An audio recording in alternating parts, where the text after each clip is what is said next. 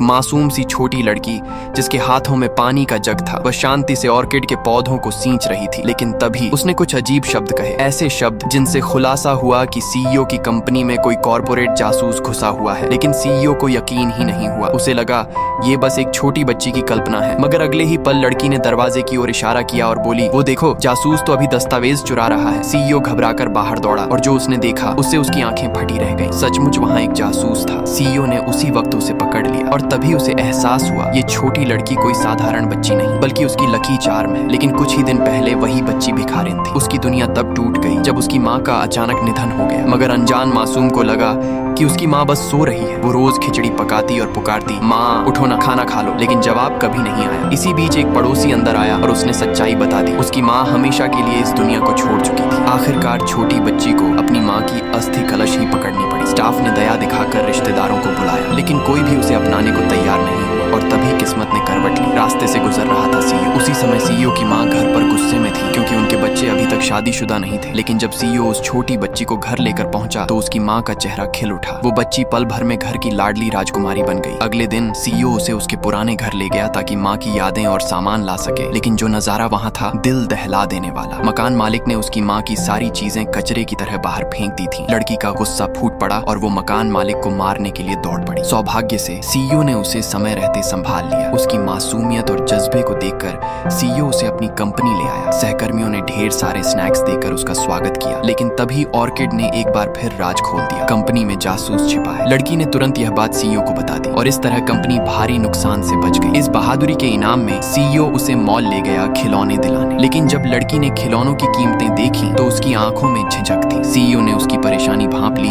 और दुकानदार से कहा, सारे खिलौने पैक कर दो। बस तभी एक हादसा हुआ। लड़की गलती से एक अमीर बच्चे से टकरा गई। उसने तुरंत माफी मांगी, लेकिन अमीर बच्चे ने उसे धक्का देकर जमीन पर गिरा दिया। इतना हंगामा सुनकर उस बच्चे का पिता वहां आया और उसी पल लड़की की आंखों से आंसू बह निकले क्योंकि सामने खड़ा इंसान दरअसल उसका खुद का असली पिता